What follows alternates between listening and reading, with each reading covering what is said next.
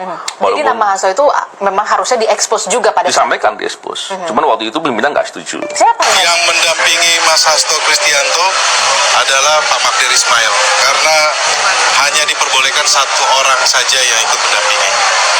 Perlu diketahui oleh rekan-rekan, oleh publik bahwa ada 1.000 pengacara yang mendampingi Mas Hasto. Tapi aku jadi teringat satu kawan-kawan ya, 1.000 pengacara itu seperti dulu Pak Anies ya, di MK juga katanya tim kampanye menyiapkan 1.000 pengacara, tapi hasilnya kalah juga.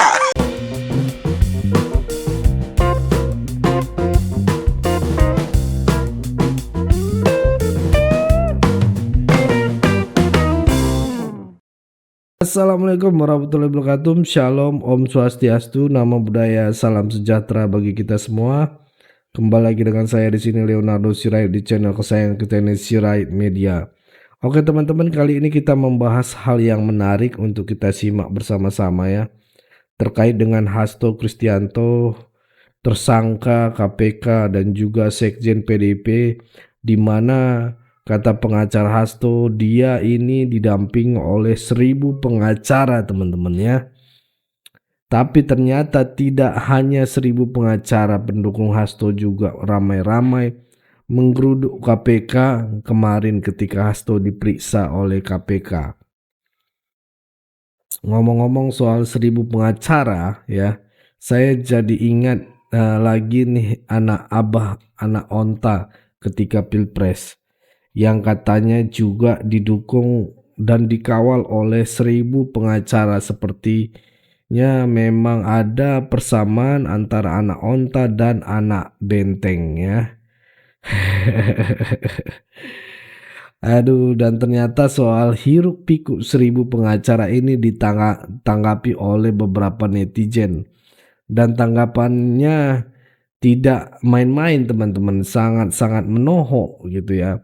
Selain itu ada juga penjelasan dari mantan penyidik KPK terkait di mana Harun Masiku berada dan apakah Harun Masiku masih hidup. Karena itu yang penting, sangat-sangat penting, paling utama teman-teman, apakah dia masih punya nyawa teman-teman ya. Harun Masiku adalah kunci untuk membongkar kasus-kasus besar di balik Hasto Kristianto. Oke teman-teman, tanpa berlama-lama langsung aja kita saksikan video berikut ini. Hah? Pak Hasto dibela 1.000 pengacara? Amazing! Yang mendampingi Mas Hasto Kristianto adalah Pak Magdir Ismail, karena hanya diperbolehkan satu orang saja yang ikut mendampingi. Perlu diketahui oleh rekan-rekan, oleh publik bahwa ada 1.000 pengacara yang mendampingi Mas Hasto dari berbagai organisasi advokat dan juga dari Badan Bantuan Hukum Advokasi dan Rakyat PDI Perjuangan se-Indonesia. Wow, luar biasa. Hari ini Pak Hasto secara gentle ya mendatangi KPK untuk melanjutkan pemeriksaannya sebagai tersangka. Dan lebih hebatnya lagi adalah Pak Hasto didampingi dan dibela 1.000 pengacara. Tanggung. Kenapa nggak 1 juta atau 1 miliar pengacara? Tapi aku jadi teringat satu kawan-kawan ya, 1.000 pengacara itu seperti dulu Pak Anies ya, di MK juga katanya tim kampanye menyiapkan 1.000 pengacara, tapi hasilnya kalah juga. Sekali lagi aku bilang ya, 1.000 pengacara, 1 juta pengacara, 1 miliar pengacara percuma kalau buktinya, saksinya tidak kuat ya. Yang dibutuhkan itu adalah buktinya yang kontra terhadap bukti KPK. Contohnya katanya ada rendam HP dan segala macam, itu bisa dibantah di persidangan ya kan, yang meyakinkan hakim. Itu baru keren. Kalau banyak-banyakan pengacara ngapain? Nanti juga yang hadir di persidangan paling kursinya juga disiapkan 10 paling banyak atau 15 lah. Yang lain juga di luar pakai layar monitor. Tapi kalau dipikir-pikir lagi, kenapa sampai disiapkan 1.000 pengacara ya? Kenapa nggak cukup 10 aja gitu ya? Kok kayak takut banget gitu ya? Dan juga itu bayarnya pengacara-pengacara itu gimana ya? 1.000 pengacara. Coba kita kasih perumpamaan ya, 5 juta aja satu orang dikali 1.000. Buset, 5 miliar. Banyak banget, kaya banget Pak Hasto ini. Untuk KPK harus berani, semangat, dan jangan takut, karena ada jutaan bahkan ratusan juta masyarakat Indonesia yang sangat amat mendukung KPK dalam mengungkap kasus Harun Masiku dan Pak Hasto ini. Terakhir, ini yang harus paling kita ingat, jangan sampai pemerintah ataupun negara kalah melawan pejabat korup. Oke KPK, semangat. Pak Hasto, semangat juga. Tahu nggak sebenarnya Harun Masiku di mana? Wah, kalau Harun Masiku tidak tahu saya di mana. Ada yang tahu nggak? Ya itu makanya lagi dicari, Bang. Tetapi Kok bisa orang hilang segitu banyak? sepakat, Bang. Segitu lama? Nah, berdasarkan pengalaman saya, Bang, ya, koruptor itu kalau kayak Harun Masiku, dia nggak akan bisa bertahan hidup di luar negeri. Luar negeri nggak seperti di Indonesia, Bang. Nggak, apalagi tunggu, bentar. Tidak bisa bertahan hidup di luar negeri. Ya, Berarti menurut lu, Iya. Harun Masiku ada di Indonesia, ada di Indonesia. disembunyikan. Nah, itulah makanya strateginya Rosa, bahwa dia ingin kembali ke tadi titik nol, karena dia tidak bisa menemukan saat ini.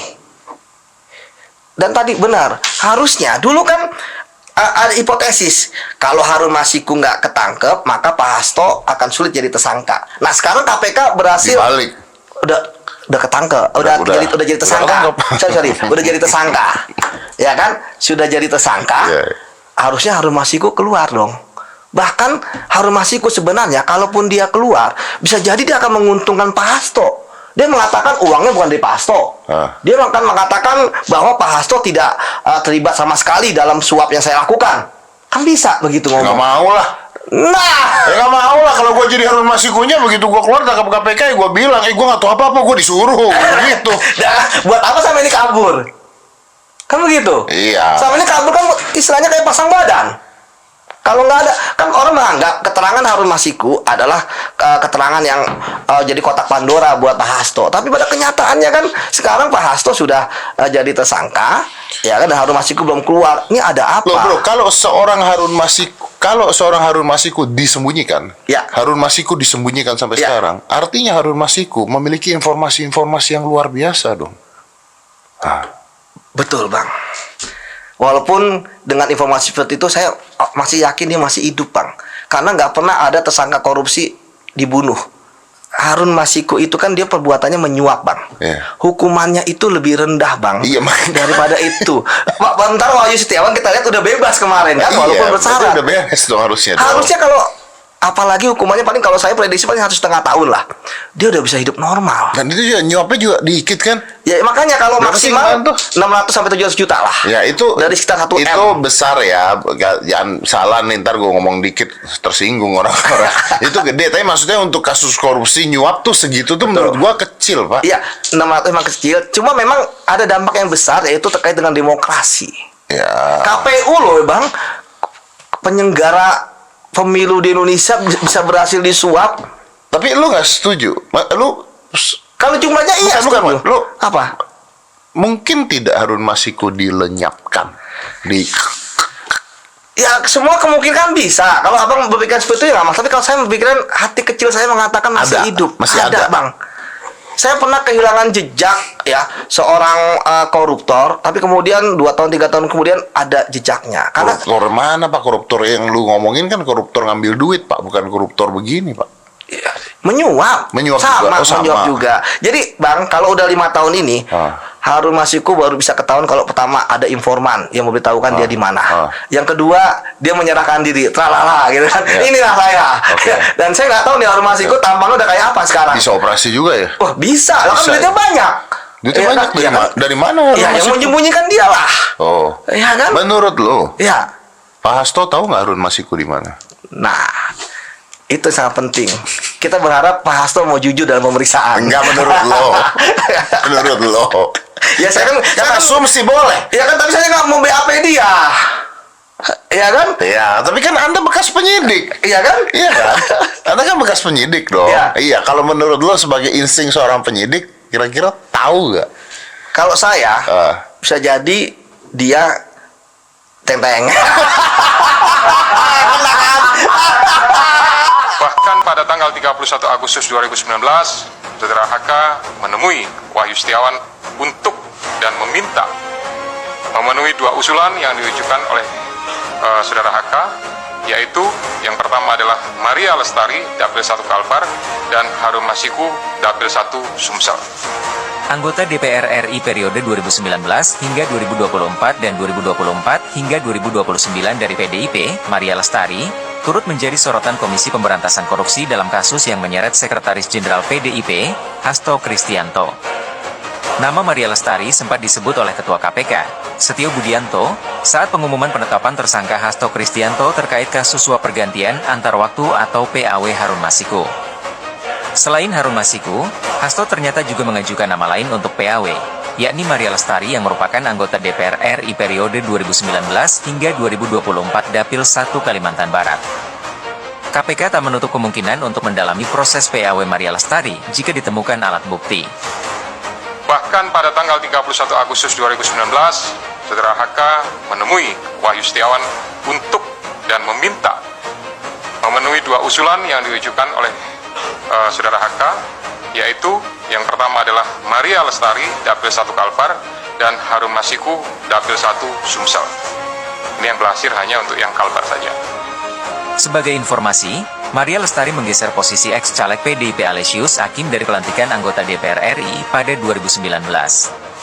Pada Pileg 2019, Alesius yang juga caleg DPR RI Dapil Kalbar 1 meraup 38.750 suara, sedangkan Maria mendapat 33.006 suara. Maria Lestari adalah politikus yang berasal dari Partai Besutan Megawati Soekarno Putri, yakni PDIP. Di tahun 2020 waktu itu ya biasalah kalau pembahasan suatu perkara yang baru di OTT begitu biasanya itu saling diskusi ya untuk hal-hal yang terkait dengan konstruksi hukum dan lain-lain. Biasanya yang diajak diskusi adalah penyidik-penyidik senior. Termasuk Anda? Ya, saya jadi diskusi. Dan waktu itu pembahasan soal ada kaitannya Hasto dalam suatu perkara itu dibicarakan gitu. Dan saya tidak ikut expose-nya, tapi setahu saya dari beberapa cerita kawan-kawan yang lain, apalagi kawan-kawan yang ikut expose kan banyak yang di-TWK-kan tuh. Jadi saya cerita dong. ngobrol loh salah satunya ya. Karena kan sekarang gabung kan, jadi pada cerita.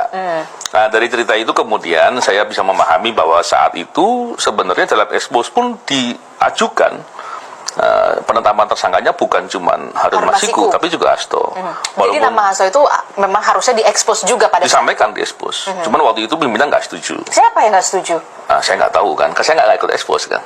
Cuman memang dalam dinamika ekspos itu biasanya ada diskusi, ada perbincangan di sana. Tapi salah satu hal yang kemudian diputuskan itu adalah mungkin ya, saya nggak tahu persisnya. Cuman sepertinya waktu itu yang saya pahami dari cerita kawan-kawan itu adalah setelah Harun Masiku tertangkap baru dibahaslah soal Hasto. Itu yang fakta yang terjadi yang dibahas di tahun 2020. Jadi bukan tiba-tiba sekarang baru itu enggak. Saya rasanya enggak begitu. Jadi memang ini bukan ujuk-ujuk sebenarnya di 2020 ini memang sudah seharusnya nama Hasto Kristianto itu diekspos. Ya, mungkin akan berbeda kalau saat OTT setelah menangkap penerima waktu itu Wahyu Setiawan kalau nggak salah ya dari KPU itu Harun Masikunya tertangkap dan Hastonya kemudian tertangkap, mungkin akan berbeda keadaannya. Tapi kan waktu itu kan prosesnya ternyata ada kendala tuh. Jadi ada drama ya? Ada drama. Okay. Dramanya banyak dibahas kok. Banyak dibahas ya, dan kita akan membahasnya lagi. Oh gitu.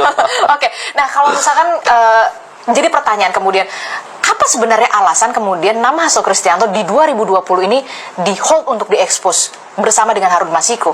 Benarkah ada invisible hand begitu yang kemudian mengatur jangan dulu deh gitu? Ya, saya mendengar cerita dari kawan-kawan dan kawan-kawan rasanya sudah bicara di media kan. Hari ini sudah banyak yang bicara terkait dengan Firly Bahuri yang waktu itu 2020 menyampaikan ke media saat proses penangkapan itu sedang berjalan. Dan ini kan nggak pernah tuh pimpinan KPK kalau ada OTT biasanya tidak mungkin menyampaikan sebelum proses OTT itu selesai gitu. Setelah selesai ya baru itu sebagai transparansi disampaikan. Tapi yang terjadi adalah pada saat Wahyu Setiawan ditangkap di bandara dan beberapa lama kemudian rasanya Firly Bahuri menyampaikan, tapi seperti apa faktanya saya nggak tahu. Cuman itu yang disampaikan dan menurut saya bisa jadi itu menjadi persoalan. Kenapa?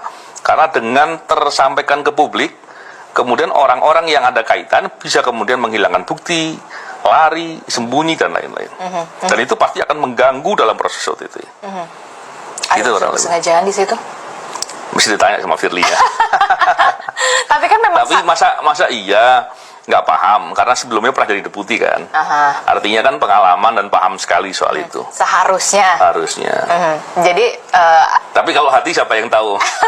Nah teman-teman, itulah tadi beberapa video yang bisa kita simak, yang bisa kita saksikan pada kesempatan kali ini. Dan menarik ya teman-teman, 1000 pengacara ini. Dan juga kalau kalian ingat kemarin ya, pendukung Hasto juga di Senin kemarin itu menggeruduk kantor KPK. Apakah ini upaya untuk mengintimidasi KPK? Apakah ini upaya untuk melawan KPK? Dan saya bingung ya teman-teman ya. Seorang tersangka itu dibela habis-habisan oleh pendukungnya. Ya ini kan maksudnya biarkan dulu KPK bekerja. Biarkan dulu KPK membuktikan bahwa Hasto benar-benar tersangka. Selain itu, Novel Baswedan ternyata juga sudah mengungkapkan hal ini, bahwa ketika tahun 2020 Hasto seharusnya sudah menjadi tersangka teman-teman. Tapi ketika itu ya, balik lagi, pimpinan KPK masih mungkin tumpul gitu ya. Mungkin dia udahlah nanti ajalah, tunggu, tenang dulu gitu kan. Di bawah pimpinan Firly teman-teman. Makanya waktu itu disarankan agar tangkap dulu Harun Masiku, habis itu tersangkakan Hasto. Ya. Oke, cukup segitu dulu teman-teman. Berikan tanggapan teman-teman yang menonton video ini bagaimana. Boleh berikan pandangan kalian di kolom komentar, karena kolom komentar sudah saya buka lebar-lebar. Pesan saya pokoknya tetap jaga persatuan Indonesia, jangan mau dipecah belah, jangan mau diadu domba, karena NKRI harga mati. Saya Leonardo Sirait, mohon undur diri. Bye-bye.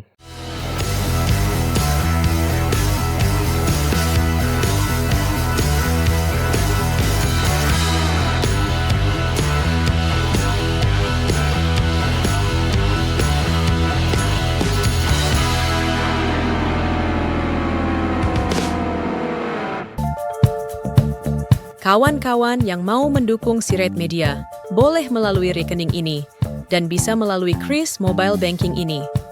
Dengan cara scan barcode Kris ini, di mobile banking kawan-kawan.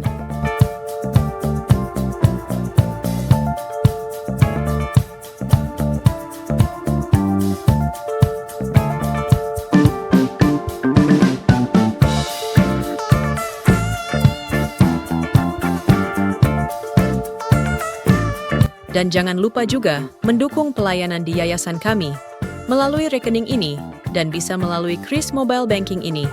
Dengan cara scan barcode Kris ini di mobile banking, kawan-kawan. Berapapun itu sangat berguna bagi pelayanan kami. Mari terus kita suarakan suara rakyat jelata dan terus berdampak bagi Indonesia. Terima kasih.